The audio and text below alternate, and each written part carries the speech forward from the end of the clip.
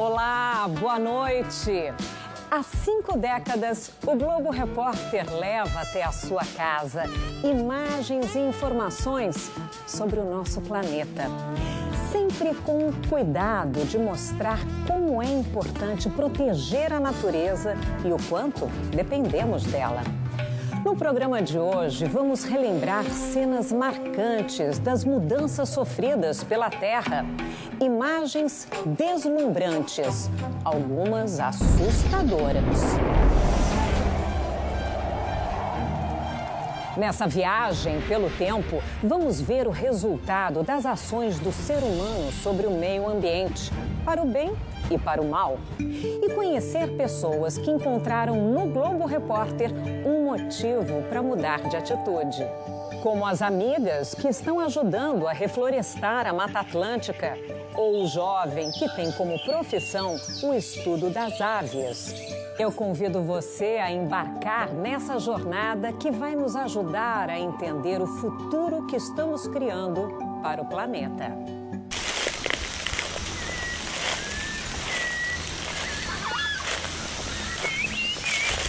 Mais uma expedição está começando. Quais os segredos da floresta?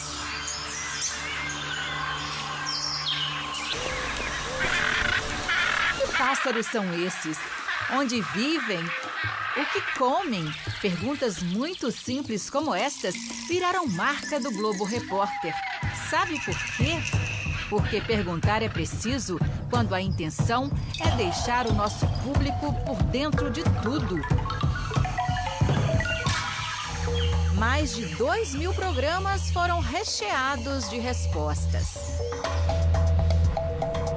Sobrevoamos diversas vezes esse tapete verde, a floresta amazônica, mata nativa a perder de vista. Quem dera só tivéssemos fatos positivos para mostrar. A técnica para a derrubada da floresta utiliza esse correntão, com mais de 50 metros. 2 tratores, um em cada ponta, puxam a corrente que vai arrancando tudo que tem pela frente. O flagrante é de 2005, mas não foi o primeiro registrado pelas nossas câmeras.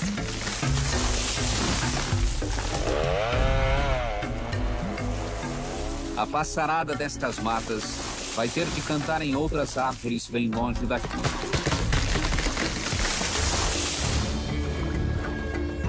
Todos os igarapés do Vale do Javari estão assim, repletos de madeira, aguardando o período das enchentes. É quando o nível das águas sobe que as toras são levadas pela correnteza. Todos os biomas brasileiros perderam espaço nesse período.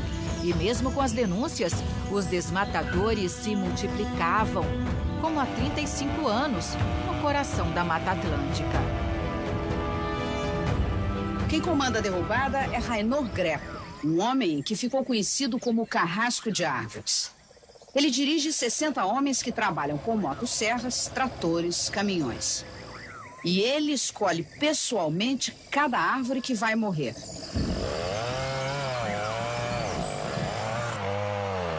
Essa é uma maçaranduba de 80 anos.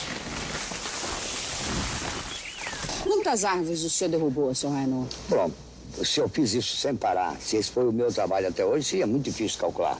Milhões e milhões de árvores. A primeira vez que o Tasso Azevedo viu uma área desmatada foi pela televisão. Teve um programa do Globo Repórter que era sobre o tema da morte do Chico Mendes, o que representava.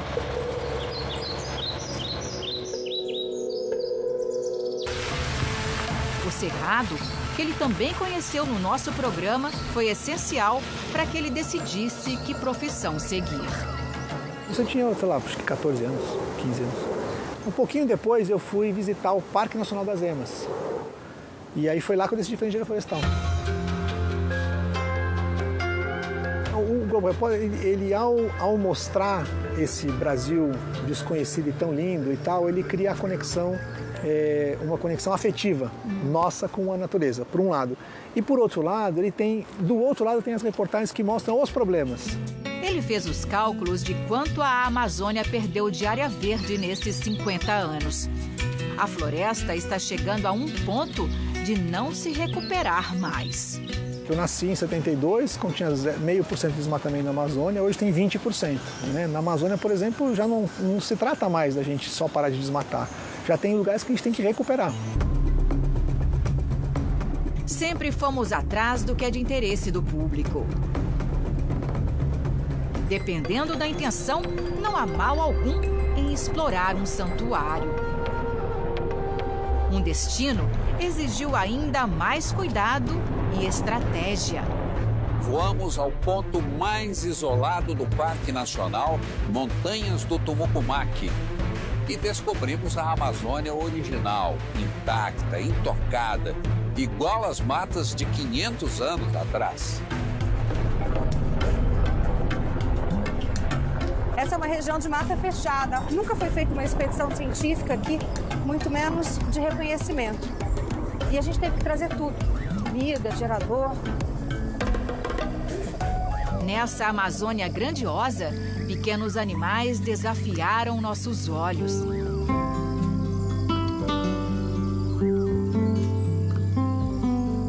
É o equilíbrio da natureza. Os seres gigantescos dependem dos minúsculos e vice-versa. Aprendemos muito com os cientistas que viajam com a gente. No Tumucumaque, só de aranhas, eles descobriram 44 novas espécies. Em outras jornadas, encontramos seres considerados místicos, como o boto. A lenda diz que esse animal seduz as mulheres. As pesquisadoras também. Olha, que interessante. Várias vezes as esposas dos pescadores me perguntam: você não tem medo de ser encantada? Eu digo: eu já fui encantada há muitos anos, é por isso que eu estou aqui até hoje. Foi a natureza exuberante mostrada aqui em 97 que mudou a vida de duas amigas e transformou um pedaço do sul de Minas Gerais.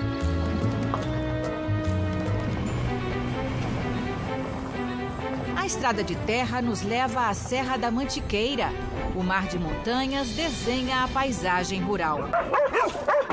Na chegada à reserva do Sauá, a recepção é animada. Nossa, a família é grande, hein? São 19. 19? E 52 gatos. Nós temos essa comissão. O Globo Repórter trouxe as amigas, marido e parentes do Rio de Janeiro para as montanhas. Acredite, Ângela e Isabel assistiam juntas ao programa e as imagens impactaram as duas ao mesmo tempo. Eu tenho a memória do ambiente que eu gostaria de viver. Assim, do rio cristalino e do céu muito limpo, sabe? Uma olhou para outra. Como é que foi nesse instante? A gente comentou na época: olha que lindo, olha que lugar bonito. E ali tá Monte, era Minas, então vamos lá conhecer. E a gente, imediatamente, deve ter sido menos de um mês depois, a gente estava aqui vendo.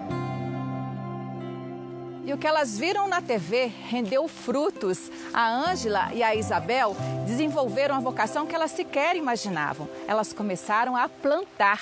Elas reflorestaram toda essa área aqui, que era uma área de pasto completamente devastada. A reserva exibe uma combinação perfeita: floresta, queda d'água. Vou experimentar. Delícia. Você acha que plantou quantas árvores por aqui? Olha, Beatriz, araucárias foram mais de 3.000. E o que eu acho que o que mais aconteceu foi a gente ter deixado a liberdade. Mas plantamos muita fruta pelo meio do mato, para os bichos mesmo, sabe? E deixamos que a floresta voltasse, né, espontaneamente. Elas não poderiam estar mais felizes. A gente mora no melhor lugar do mundo. Olha onde a gente mora.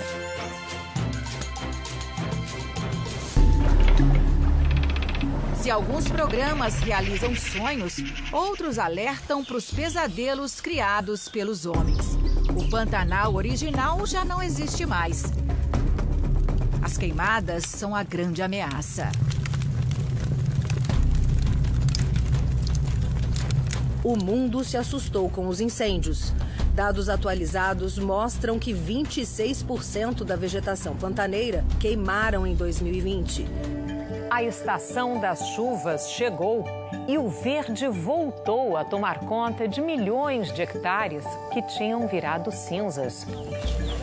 Os povos originários são os mais prejudicados com tantas mudanças.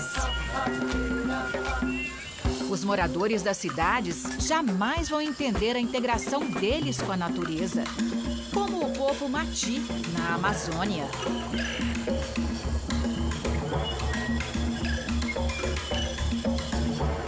Esta mulher retira leite do próprio peito com uma folha para alimentar o filhote de macaco. Algumas etnias ficaram desconhecidas até pouco tempo. Enauenenauê. Este é o nome de um povo que vive na bacia do Juruena, uma cultura quase desconhecida, nunca mostrada na nossa TV aberta. O programa foi indicado ao Emmy, o prêmio mais importante da TV mundial.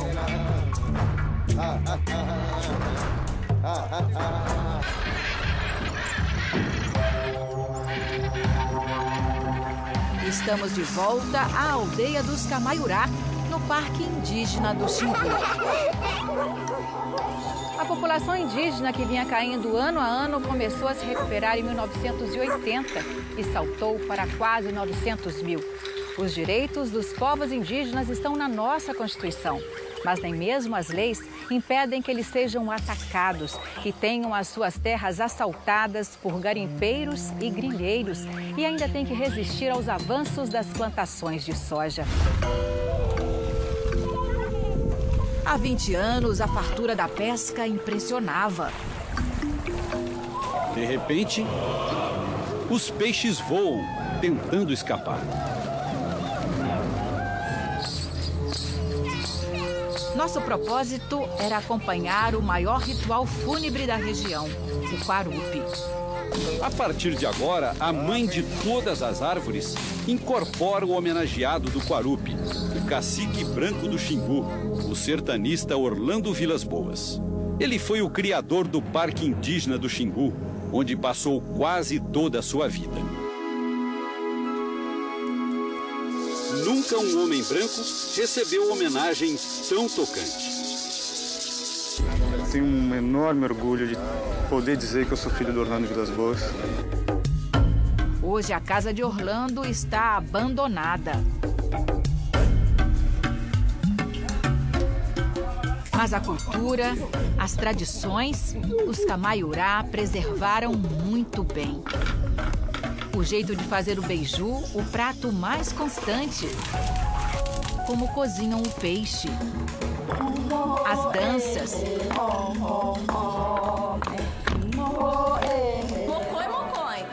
Há 20 anos, a professora da escola era uma mineira apaixonada por educação.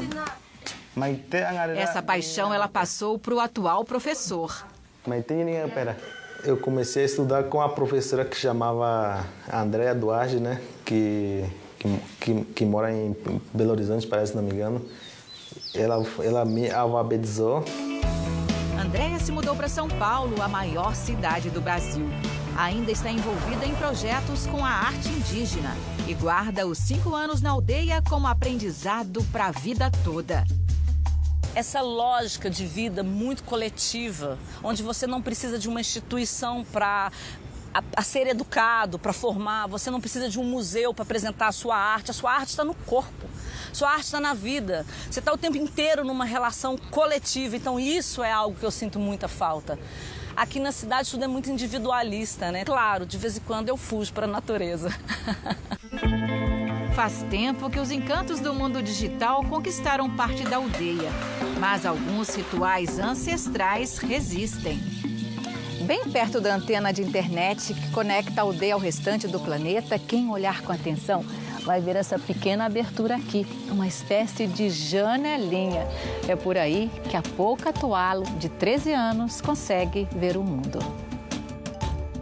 A menina é filha dessa jovenzinha que achamos nos arquivos, a Cuiá Cuiá. 20 anos atrás, era ela que estava em reclusão. Só ir à escola era permitido. Minha mãe me ensinava, né? Eu tenho que ensinar a minha filha também. Ritos de passagem para a vida adulta. O isolamento pode durar até 3 anos. A preservação dos costumes não impede que os Camaiurá aceitem ajuda quando o assunto é saúde. No ano passado, ficaram sem atendimento por 4 meses, depois que o médico da Secretaria de Saúde Indígena deixou a aldeia. Os voluntários dos doutores da Amazônia amenizaram a carência. O projeto atual é implantar a telemedicina. Sem saúde, vocês não defendem o território de vocês. Sem saúde, vocês não lutam pelas coisas de vocês. A saúde, eu acho que é o maior alicerce de proteção da Amazônia. Como assegurar a preservação da terra indígena? Vivências como estas não podem desaparecer. Somos ser humano, só que apenas vivemos diferente do que vocês. Mas eu espero que vocês também reconheçam aquele povo, aquela cultura e respeitem. Palavras do guerreiro Uerê. Ele segue em frente, pronto para defender seu povo, seus direitos e a paz da aldeia Camaiurá. Um grande inimigo ronda as terras indígenas, o garimpo ilegal. Há décadas, esse crime ambiental se agrava. É a utilização do mercúrio em grande quantidade para beneficiamento do ouro. Depois de usado, o mercúrio é jogado no rio. O Brasil nunca teve uma área de mineração tão simbólica quanto Serra Pelada. Este é um dos lugares mais incríveis do mundo. Um atestado da ambição humana. Se é verdade que a fé remove montanhas, fé é que não falta aqui. Foram removidas várias. Onde antes era uma serra, um monte, hoje é esse buracão.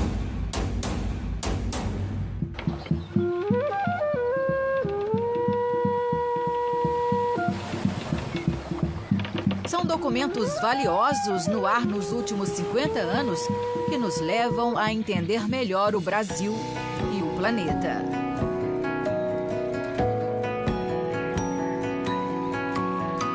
O Globo Repórter tem esse leque, essa abertura de mostrar tanta coisa. E às vezes tem aquela coisa que você fala, meu Deus, é essa. Essa tem a ver comigo, é essa que eu quero. E é muito mais possível do que parece. A seguir, o que está acontecendo com o clima do planeta e uma cidade que venceu um desastre ambiental.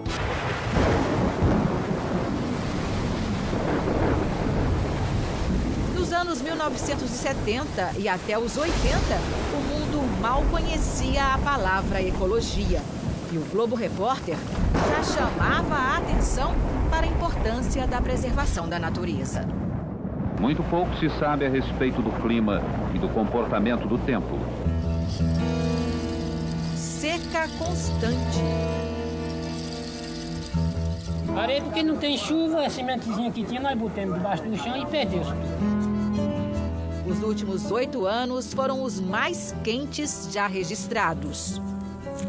O papel do Globo Repórter e de muitos outros programas que traduzem a ciência, o meio ambiente e as mudanças climáticas para a linguagem da população em geral são absolutamente estratégicos para o futuro da humanidade. Nós estamos levando o clima do nosso planeta para patamares muito, muito perigosos, de acordo com a ciência.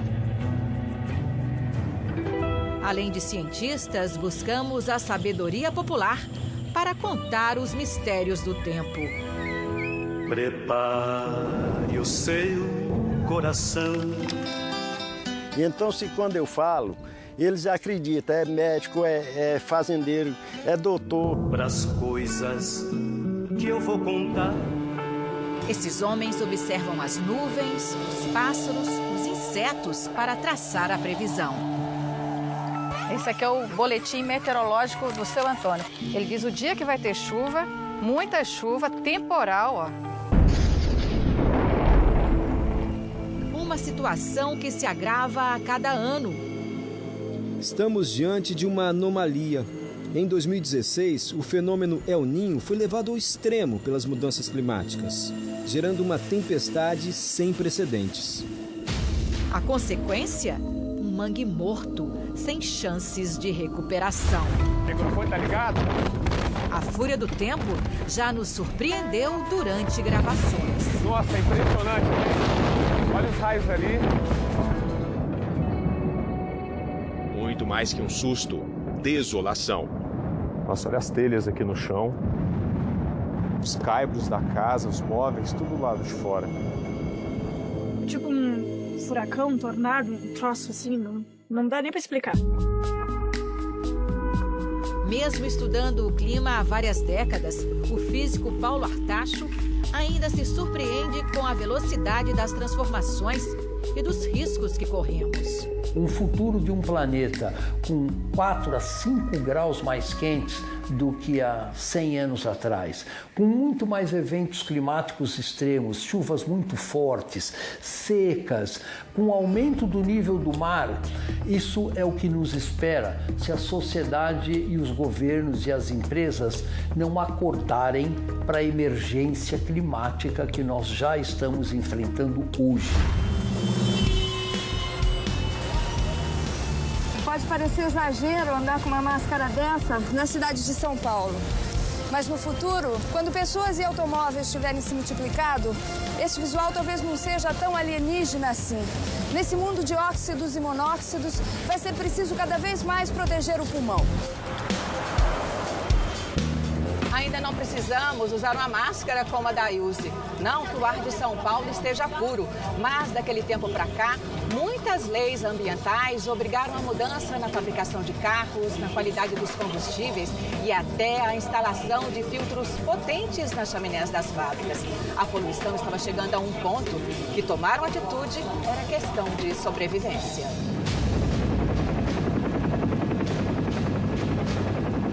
Nós vamos entrar em Cubatão pela porta mais terrível.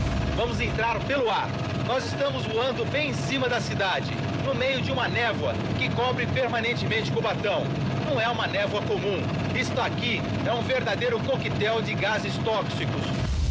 Cubatão tem 85 mil habitantes e produz 2% de toda a riqueza do Brasil. Uma cidade rica, mas ninguém quer morar lá.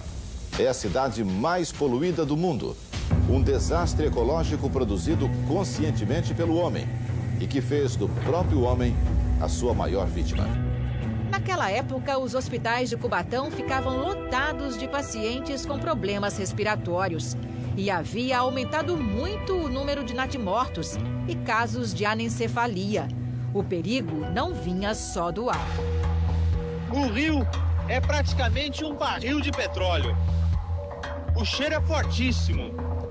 Cheira muito mal, cheiro de óleo muito forte.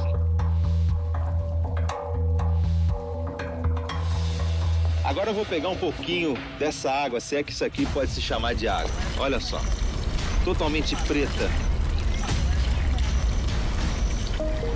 A cidade engatinhava num plano de recuperação ambiental, que frutificou. O controle da emissão de gases e de esgoto foi essencial para que Cubatão saísse da lista negativa do clima. Mês passado, voltamos ao Rio para coletar água novamente. O aspecto está totalmente diferente. Clara, sem cheiro, olha só. Se há vontade política, se houver tempo, é possível consertar nossos estragos. O nosso planeta Água ainda pode se recuperar, mas ele tem pressa. Segundo a ONU, 5 milhões de pessoas morrem todo ano porque bebem água poluída. As indústrias são as maiores fontes de poluição, Mas não são as únicas. Até o início dos anos 90, não se tinha ideia de quanto o comportamento das pessoas também é fundamental para o meio ambiente. O conceito de lixo doméstico agora é outro. E o que você faz com a casca do ovo? Joga no balde. É o primeiro passo da compostagem. O Globo Repórter tem mostrado a evolução da reciclagem no Brasil, ainda que seja bem acanhada. Plástico, papel, até óleo de fritura. No lixo, eles viram um pesadelo. Quando tratados, transformam até as vidas de quem morava na rua. E se o repórter se colocar no lugar de um catador por um dia? Agora são 400 quilos. Fica difícil saber o que é pior. Segurar, frear, puxar. Os catadores nos ajudam a manter a qualidade do meio ambiente. São heróis invisíveis das nossas cidades. Dona Raimunda, Fabiana. O bispo acompanhamos desde 2012. Primeiro com o carrinho de puxar. Depois ele estava motorizado de verdade. O carro tinha até apelido, Combosa. No volante, Sérgio da Silva Bispo segue um destino impressionante. Ele foi abandonado pelos pais, nunca frequentou a escola e já morou nas ruas. É um vitorioso. A frase na lataria do carro explica tudo. Lixo não existe. Vamos lá encontrar esse personagem 6 anos depois do último Globo Repórter. Bom dia! Como vai? Tudo jóia. Prazerzão. Nesse galpão, ele e outros catadores armazenam os resíduos recolhidos, fazem a seleção e as vendas. Quantas conquistas e mudanças na última década. Mudou bastante, né? Mudou a questão da importância do trabalho dos catadores, né? Com novas políticas públicas, mudou a importância da valorização do seu trabalho, né? Aquele homem que já foi barrado em vários lugares, hoje tem reconhecimento em escolas e universidades. Me serve café, me serve água, me chama para fazer palestra, né? Isso que é legal. Depois do Globo Repórter, fui para 4 países, né? Falar sobre o trabalho como catador de material reciclado. Né? Sem dúvida, ele chegou lá. Tem trabalho pela frente, só que agora com muito mais conforto. Aí, gostei. E se não for cheguei assim, nem adianta. Não, tem que estar grafitada, que aí chama atenção. Que mensagem que ela leva por onde ela passa, bispo? A mensagem é que a cidade é cinza, mas a cidade pode ser colorida e pode ser feliz e alegre. Que o planeta seja sempre feliz e alegre. É o que nós desejamos. Então, bom trabalho, boas viagens aí na Combosa. Obrigado.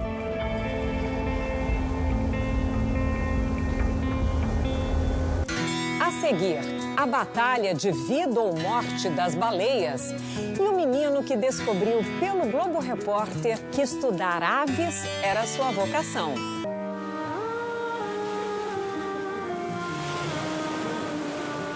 Um balé arrepiante. Apesar de séculos de matanças, ainda é possível assistir ao espetáculo das gigantes dos mares. 50 anos atrás, a situação era outra. Elas tinham motivos para fugir de nós.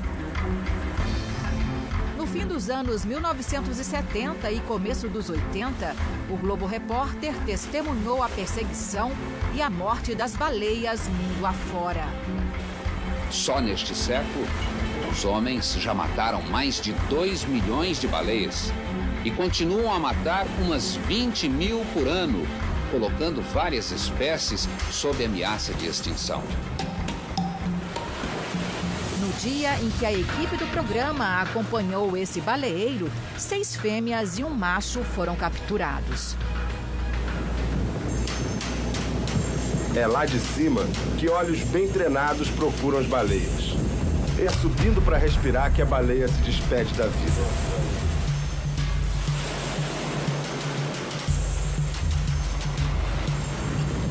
Agora, lentamente, ela é puxada e amarrada junto ao casco. Ele fica aqui em constante comunicação. Em 1985, 38 anos atrás, o jovem repórter que denunciou a matança das baleias foi o Pedro Bial. Bial, quais as lembranças daquela reportagem? Foi uma oportunidade extraordinária. Fiquei muito emocionado e mobilizado por aquela história. Não era uma pesca, era uma caça, uma caçada. E a gente sabia, tinha a dimensão de que estava diante de algo que ia entrar para a história. Baleias mink vêm da Antártida reproduzir, se acasalar aqui e ter os seus filhotes. O senhor tem condições de reconhecer se uma fêmea está grávida ou não está grávida? Isso aí não posso. Não dá para reconhecer, né? Sabia-se da caça-baleia, mas não se sabia que havia japoneses caçando em águas brasileiras. E a gente, com aquela oportunidade de acompanhar a caça, a viagem e mostrar, foi algo realmente exclusivo e revelador. Você tem consciência de que a repercussão dessa reportagem ajudou a proibir a matança da baleia no Brasil? Tenho consciência, sim. Faltava muito pouco, porque a Câmara já tinha aprovado a proibição e faltava o Senado. Mas, independentemente das instituições votarem ou deixarem de votar, o que faria a diferença seria a consciência do povo, seria a opinião pública, seria todo mundo entender porque era descabido, era imoral, era indecente e desnecessário continuar caçando baleias no litoral brasileiro.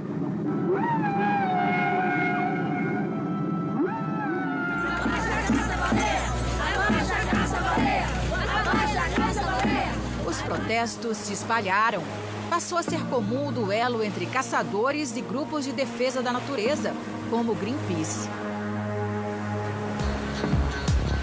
A proibição da caça veio em 86. Islândia, Noruega e Japão são os únicos países que não seguem o acordo internacional. Mesmo assim, a preservação das baleias tirou várias espécies da lista de perigo. O Globo Repórter gosta mesmo de um lixo. É o animal mais primitivo da família do porco-espinho. Existe há 21 milhões de anos. Encontramos muitos animais pelo caminho.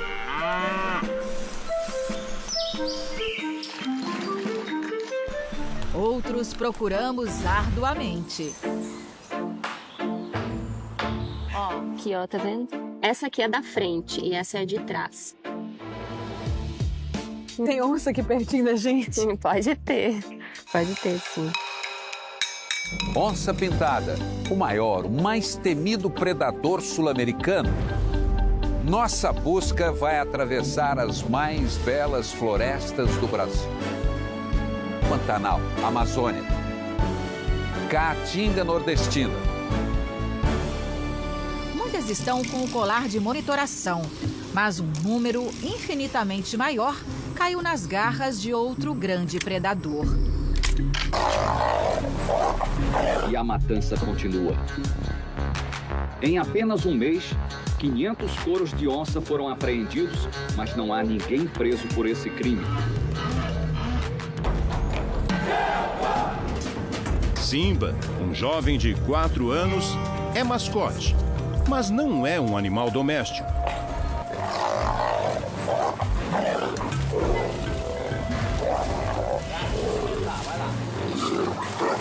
Calma.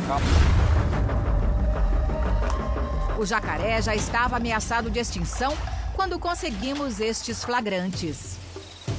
Há 10 dias nós estamos no Pantanal à procura dos coreiros. Dia e noite, nós tentamos contato com os caçadores de jacaré. E hoje há uma possibilidade de localizá-los, porque nós estamos escutando o tiro a uma longa distância daqui. Cenas criminosas e muitos registros desse animal impressionante.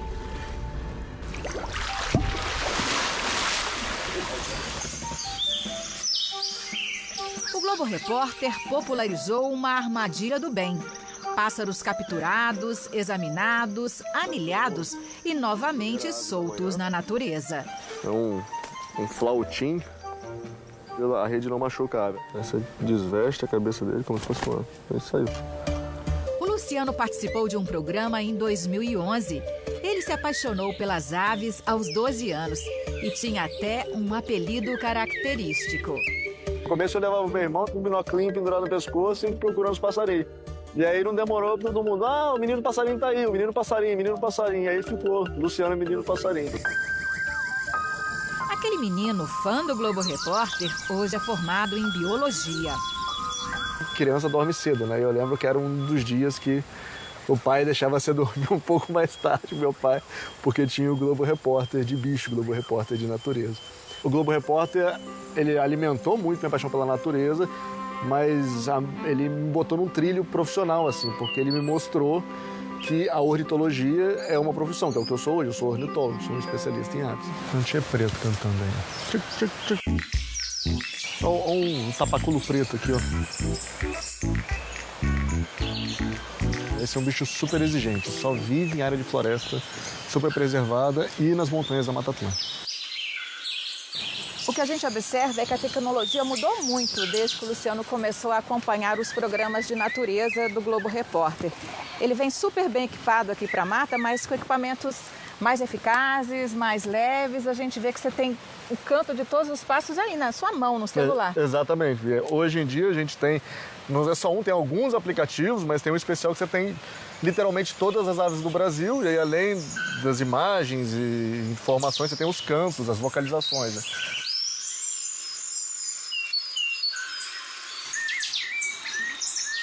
Luciano hoje deve estar sendo observado por muitos outros meninos passarinhos. A minha dica é, pegue esse sonho, transforme em um objetivo e siga adiante, que é possível até viver de ver passarinho. Semana que vem, o último especial em homenagem aos 50 anos do programa. Você relembra as viagens do Globo Repórter. Imperdível, né?